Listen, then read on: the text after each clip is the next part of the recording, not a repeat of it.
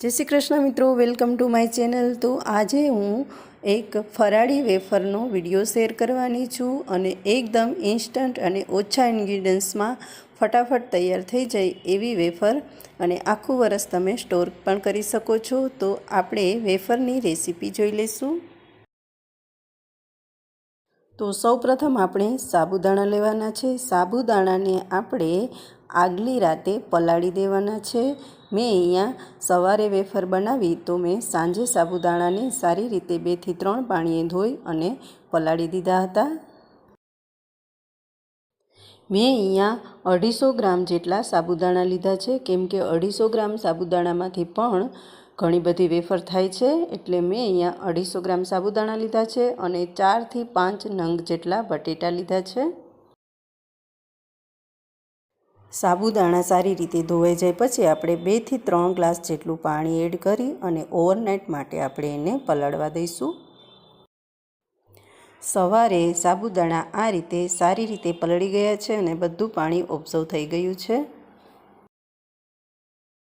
हवे आपणे साबुदाणाने मिक्सर जारमां नाखी अने एने आपणे ग्राइंड करी लेवाना छे। एकदम लीसुं थाय ए रीते आपणे एने पीसी लेवाना छे। आ समये जरूर पड़े तो थोड़ुंक पाणी एड करूँ। आ रीतनी स्मूथ पेस्ट तैयार करवानी छे अने पछी आपणे जे वासणमां पकववानुं छे ए ज वासणमां नाखी देवानी छे।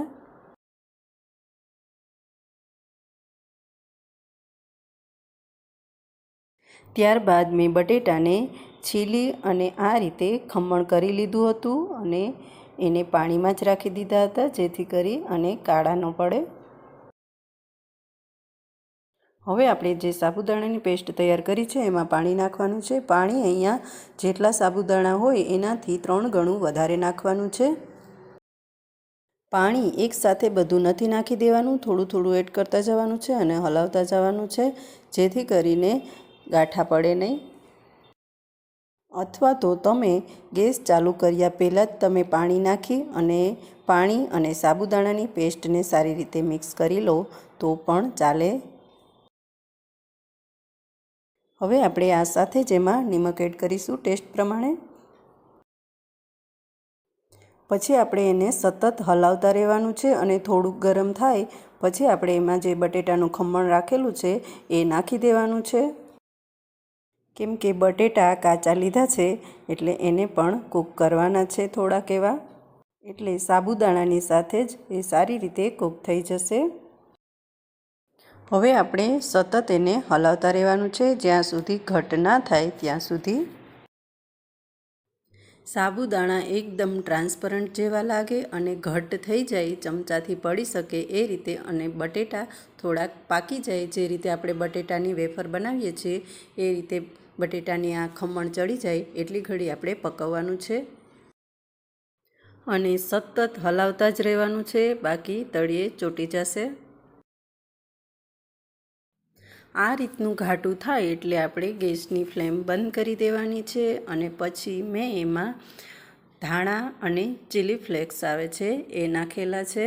एनाथी टेस्ट खूब ज सरस आवे छे अने लूकमां पण खूब ज सरस लागे छे। चीली फ्लेक्सने लीधे थोड़ी तीखास आवे छे एटले वेफरनो टेस्ट खूब ज सारो आवे छे। आटलू आछुं होय त्यारे गैस बंद करी देवानो छे, केम के ठंडू पड़े पछी ज आपणे वेफर पाडवानी छे अने ठंडू पड़ता ए थोड़ुंक वधारे घाटू थई जाय छे।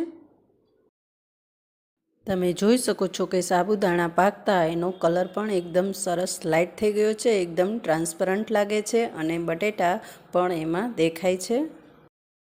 मैं एने कलाक सुधी ठंडू पड़वा दीधुं हतुं अने हवे आपणे आ रीतनुं प्लास्टिक लेवानुं छे अने आ वेफरने प्लास्टिकमां ज पाडवानी छे, केम के कापड़ हशे तो एमां चीपकी जशे, निकळशे नहीं, अने चमचानी मददथी आ रीते आपणे वेफरने पाडी लेवानी छे।